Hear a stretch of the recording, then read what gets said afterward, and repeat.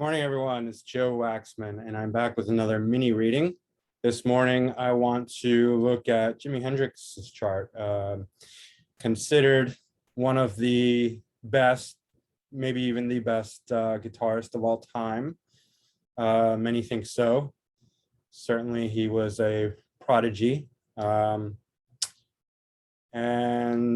before we begin, if you want to book a reading, go to my website, macroastrology.com.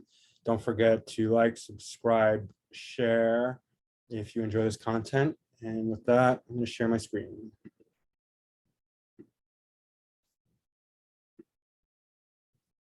All right, Jimi Hendrix, 27th of November, 1942, 10:15 a.m., Seattle, Washington. Okay, probably a lot of you, most of you, not all of you, know who Jimi Hendrix is and, really admire his guitar playing. I know I do. I don't really listen to Jimi Hendrix that much anymore, but I definitely did a lot when I was young. To be honest, I don't really listen to music, so it's not like I'm excluding him or anyone. But anyway, he is a fascinating character. So he's got this basically a Sagittarius Stellium, and that suits him so well. I mean, Sagittarius is wild and free. It's mutable fire. It just wants to blaze out in the open, like a forest fire or a campfire. They really don't want to be contained. They don't want to be held down. They just want to be their, blazing, amazing self, just wild and free and unhinged, unhindered, philosophical, They just got this kind of relaxed wilderness to them. Sun conjunct Venus and Mercury.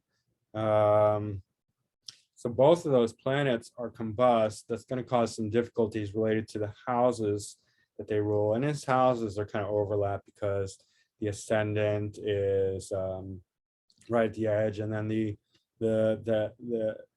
angle MCIC is really off kilter, but not vertical at all. So his houses are kind of screwed up. But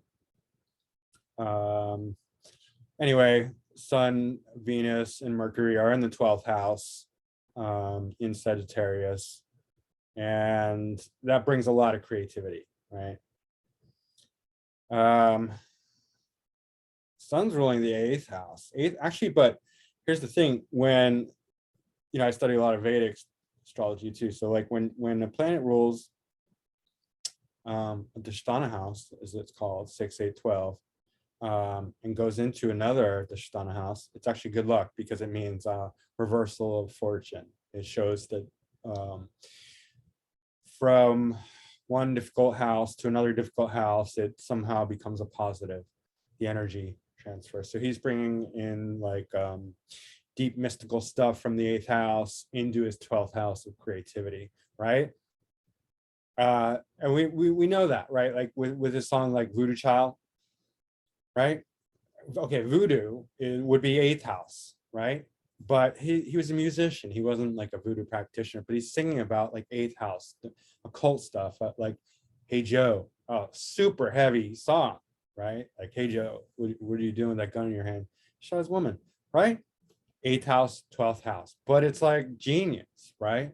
He had this deep kind of macabre kind of thing going on, this scariness that just added to his allure. Yeah, really intense. So Venus is ruling 5th house. This is actually 6th sign, but 5th house. So it's combining things here, combining energies. But 5th house, Taurus, and Venus Taurus is beauty and the arts. And 5th house, creativity. 5th and 12th, it's highly creative, right? And Libra, so 10th house, career. 11th sign, but 10th house. So his career definitely involved groups and networks and social, like he was a part of a club. He was a part of a group, right? Very much so, right? The hippie movement. The 11th house shows groups gathered around a central theme, right? So that means his career was, centered in groups because it's 11th sign, first sign, 12th sign, 11th sign. You got to look at whole signs. I mean, I do, because otherwise you're not getting a full picture. You look at, see, I use quadrant houses and whole signs together, and that gives me the fullest picture of how the energies are meshing together, because astrology is not black and white. It's not like you can't oversimplify it, but you're going to miss out on a lot. And that's why, when people just use whole house, they can miss things, or when people just use quadrant, they can miss things.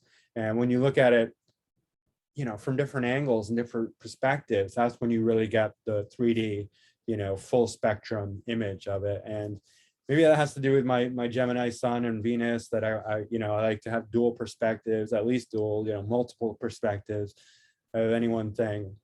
I utilize different astrologies as well. Multiple perspectives gives me just the full spectrum 3D image, right? Anyway. Yeah, so he's bringing it. I mean, this is a house of creativity, for him.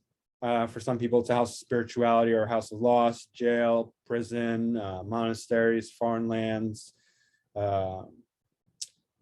solitary, things like that. But certainly creativity. And Sun conjunct Venus definitely brings out a lot of creativity. Now, it's going to burn some of the significance of Venus, which would be like, material wealth, and prosperity, and relationships. I have Sun conjunct Venus, so I know about that. But it also spiritualizes it. So for music, I don't think it really harms it. I mean, we see a lot of, artists with tight Sun conjunctions. Emily Dickinson has, Sun conjunct Venus and Mercury, just like he does, and it's also in Sagittarius. But I mean, and there's probably so many others, I just can't remember all the different ones off the top of my head. But and it creates irritation. He was probably irritable and short-tempered at times. Although could have been more in secret, because 12th house is very secretive. But yeah, and then we go to his moon, and we see this signature here, and this is such a powerful signature: Moon conjunct Jupiter in Cancer, right? And we've seen this before with Kurt Cobain. Kurt Cobain had it in the 11th house. So like, 11th house, also a highly visible house of groups, large groups gathered around a central theme. In his case, it was grunge, and Seattle, the Seattle music scene.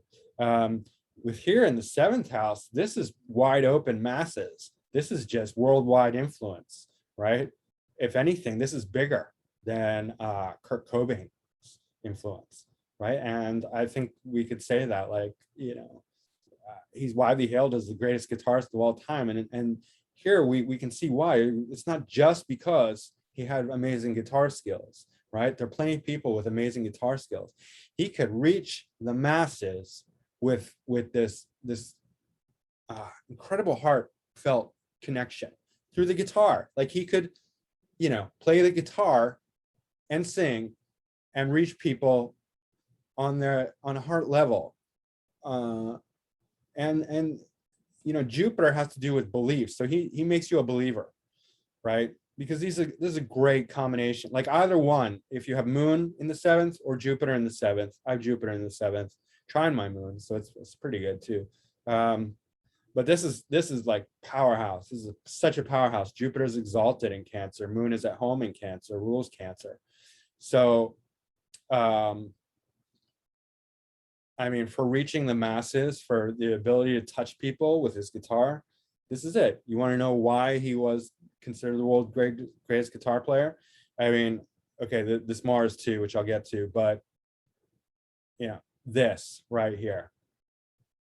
Kurt Cobain, Jimi Hendrix, right here. If you have this is such a gift wherever it's placed in your chart. Moon conjunct Jupiter in Cancer. Now it's retrograde, and it's ruling his ascendant and his Sun Venus, or dispositing his Sun Mercury and Venus. And retrograde, what retrograde does is it's giving him some pause, some doubt, some self-reflection. And I just remember this one clip where he's like, you know, he's on TV and he's about to play a song. He's like, hold on, let me start over. And like, it's totally forgivable because he's Jimi Hendrix. We're not like, oh, Jimi Hendrix messed up, he's not that good. No, like not at all. Like that just makes it more endearing. Like, wow, he's humble. You know, there's the world's greatest guitar player messing up and starting over. It just makes him more human, right? That retrograde quality is just it gives him some like introspection, some self-reflection, and that's good. It adds to his humility, to his, you know, like humanity, humaneness. Like he's not just this, you know, God, or, you know, like guitar God or whatever you might want to think, right? So let's see what else.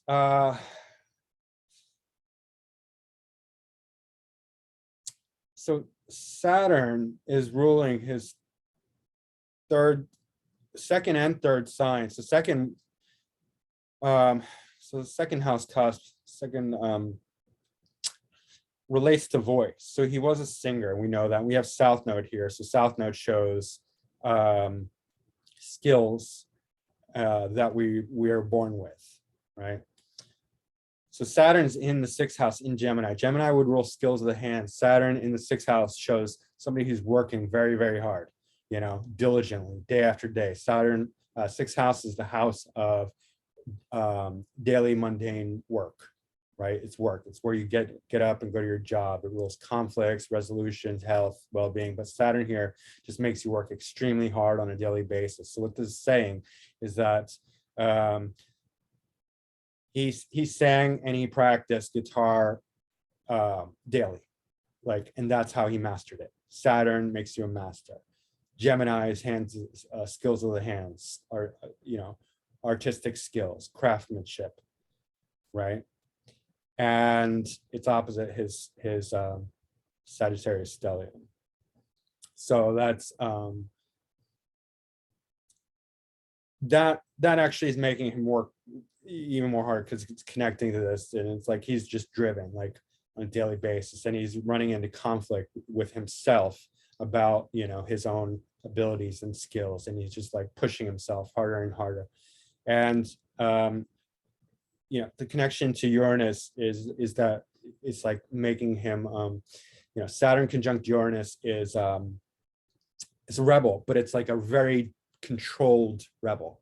It's because Uranus is the sign of the rebel. It's the sign of, you know, wanting to be free. And it's also very musically inclined because it rules the present moment. So like you think of a drum beat like ta, ta, ta, ta. So it controls rhythm because it's right here and right now, right? So it's very rhythmical. But Saturn and Uranus together is interesting because Uranus is Saturn's father in Greek mythology, and Uranus was the original outer space god. He mated with Gaia, the Earth, and Gaia got pregnant with a bunch of gods. Saturn was among them, and Uranus didn't want any of the kids to be born because they thought they would you know, compete with him or you know, destroy. I forget. He had some fear about them, like if they would overtake him or something. And he didn't want any competition. But Saturn, through his mother's womb, castrated Uranus, and through his genitals into the ocean, and his genitals, Uranus's genitals became Venus, which is interesting. Aphrodite, actually, which we relate to Venus. So that's fascinating that Venus is Uranus's genitals, and we could talk about that for a while. But what's interesting is a slight tangent. Chiron is a weird rock that floats between Saturn and Uranus. So it's pointing to that connection there with the castration, and that made me think, I wonder if Chiron was originally a Uranian moon, right? And that through some event, it broke orbit of Uranus and became another body revolving around the sun in between Saturn and Uranus. So just something to think about. I don't know if that's true or not true, but anyway, Uranus can stand up to Saturn, but it's a battle. and Saturn can stand up to Uranus. It's a battle. But what they do is Uranus breaks free from Saturn's restriction, but Saturn does make Uranus work very hard for it in the end. So there's still a lot of rebel quality, free-spirited, and Uranus in Gemini is brilliant. Works wonderfully. It's because it's activating the mind and it's like supercharged, and makes him a very out-of-the-box guitar player because it's aspecting his sun, Venus, and Mercury, and it's creating a lot of rebellion and argumentation. Uranus opposite the sun or opposite Mercury, first of all, activates the mind, makes it very Uranian, but like in an oppositional way. Like, so he was very opposed to like anyone trying to control him or tell him what to do. He would be very rebellious towards all that. But tremendously hardworking, tremendous guitar playing. Like I know he started at age 14, right? And then we get to here, fourth house cusp. This is the fifth sign. If you count 1, 2, 3, 4, 5, there's a trinal relationship with the ascendant being fire. So we know it's not like the fourth house, which is square. It's not square. It's a trinal relationship, but it's Mars. Fourth house, fifth house significations. In the 11th house, Scorpio. Mars rules Scorpio, or co-ruler Scorpio, along with Pluto. But here we have his early childhood development, which was creative, because I see in the fifth sign, right? Fourth house cusp in the fifth sign. So that shows very creative childhood, right? And he started practicing guitar when he was 15, right? So very early on, guitar, creativity, right? And all the way up here, Mars and Scorpio. Mars and Scorpio is where he gets that really depth. And again, Kurt Cobain had Mars and Scorpio, right? In different position, but it's just that really powerful. Mars loves to be in Scorpio because it's at home in Scorpio, and it's one of the few planets that can handle Scorpio energy. The three planets, the way I see it, that handle Scorpio energy are obviously Mars, Pluto, because they're the co-rulers, and Uranus. Why Uranus? Because they say it's exalted in Scorpio. And the reason for that is that Scorpio is deep and Uranus is wide, and together they complement each other. And Uranus just has the ability to stand up for it. Uranus is older than Pluto anyway, by mythology, the god Uranus. Pluto is, I guess, Pluto is probably one of Saturn's children. I can't remember. I have to brush up on my Greek mythology. But yeah, Pluto's is Uranus can stand up to Pluto. It's one of the few planets that can. Any rate, yeah, so we're getting fourth, fifth energy. So like creativity and roots, playing early childhood development, playing since he was 15, up in the 11th house of career success, hopes, dreams, wishes, groups, communities, right? Powerful icon in the, the hippie movement. Again, we see that theme of 11th house, and career success. A lot of times you'll see 11th house, strong planets in the 11th house indicating success, career success, and hopes, wishes, and dreams, like achieving your dreams and goals, like that, right? Here we have Neptune, right? Well, it's by the 9th house quadrant, but it's in the 10th sign. It's actually 11th sign, but it's right. Okay, 10th sign is here, but it has a mixture of energy. It's basically very visible. 9th house, 10th house energy, but Neptune is a planet that you would want to see in an artist in this very visible position, because Neptune shows its original, it's the co-ruler of Neptune, which originally rules the 12th house in the natural zodiac, Pisces rather, and it's the 3rd house quadrant cusp, 4th sign. So guitar skills, but Neptune in general up here is like, artistry and imagination, potential for deceit, but you want that from an artist. You want them to take you into a fantasy place, right? Not good for a politician or a world leader, right? Like 2 examples of this are JD Rockefeller and Joe Biden. Like, we don't want to see that from those people, because that means they're lying to people, they're fooling people, right? We want Jimi Hendrix to fool us. We want him to take us into fantasy, right? And it's a great position for an artist, right? Okay. South node in the 2nd house and in the 3rd sign. So 2nd house, voice, again, 3rd sign, skills of the hands, artistic skills, friends, social, very social house. And Aquarius is very, Aquarius rebellious, ruled by these 2, both in Gemini. So, already talked about that. What's really interesting here is that Pluto's in his 8th house, so is North Node in Chiron. And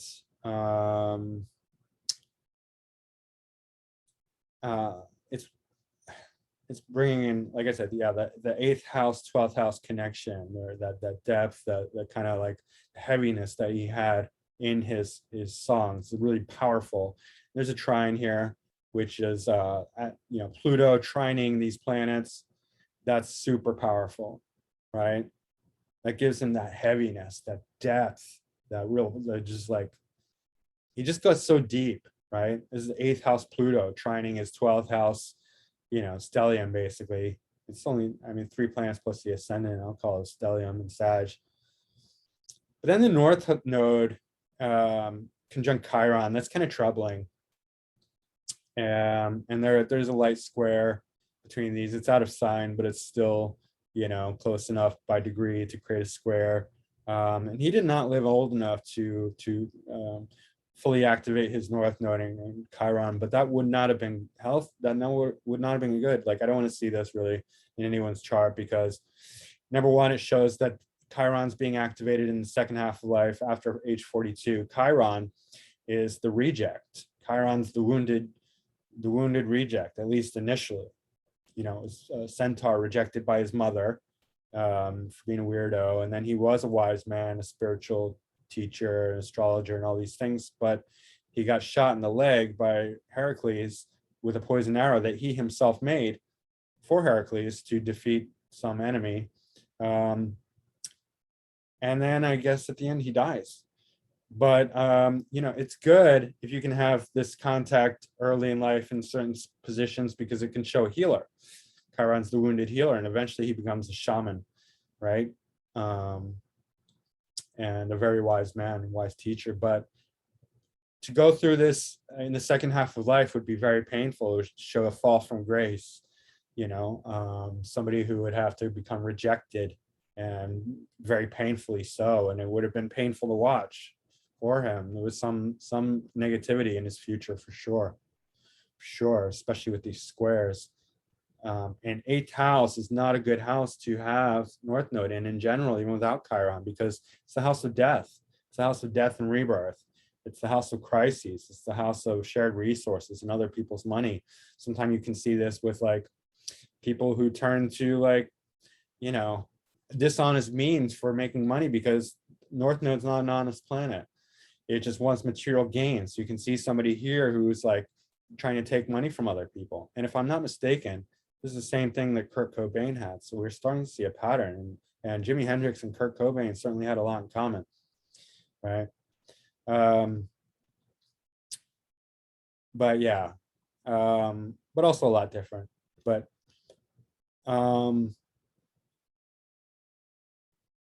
not a good sign for Jimi Hendrix, but he died young, and that's one of the reasons we can attribute to that. I put the transits here for when he died, actually, September 18th, 1970. And I did find something interesting. It was before his Saturn return, which is common with all these, 27-year-old, musicians, artists who die. They die right before their Saturn return, right before they have to take responsibility. Saturn, but it's a karma, and I think probably that has something to do with it. There's like the early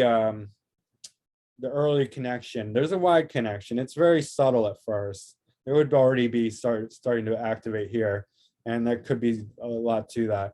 But if we look at this transit of Sun conjunct Pluto, the Sun's at 24 degrees, Pluto is at 27 degrees, right? And what's at 24 degrees? His ascendant. Okay, so that's a square. That's a difficult aspect. Sun is vitality, Pluto is death, right? And ascendant is self, it's health, it's body. It's also in Virgo, which is activating Mercury. Mercury is not great here because it's opposite rulership in Gemini, so this is a weak planet, and it's bringing in sixth house energy because Gemini and Saturn's here. Saturn does rule endings, so also that's activated, and that's conjunct his sun, so definitely weakening the sun, which is in the 12th house anyway, so it's not a very bright sun. Definitely vitality is low in the 12th house or the 8th house, so that's what I see.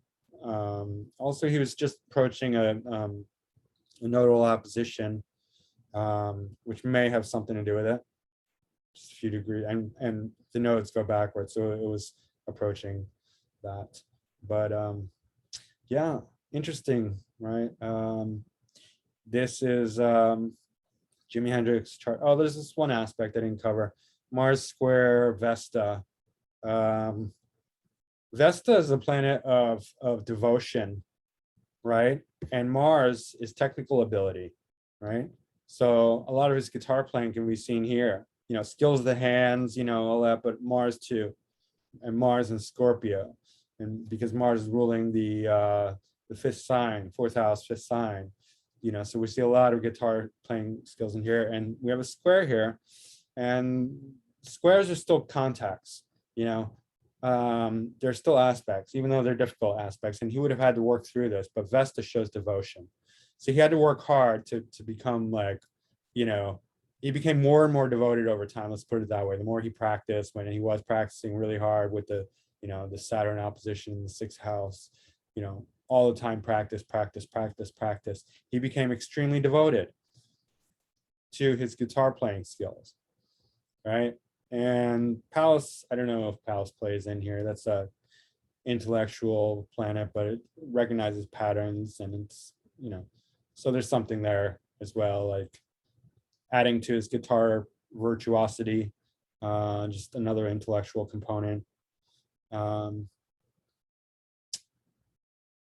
So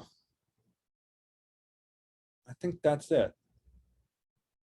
There's nothing unusual about his planets, no stationary planets, no out of bounds planets. So he was a happy guy, but the 8th house influence was problematic. Yeah.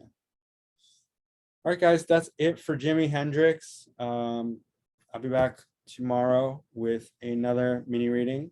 If you like this, don't forget to like, subscribe, and share. And if you want to book a reading, go to my website, macroastrology.com. All right, thanks. Bye-bye.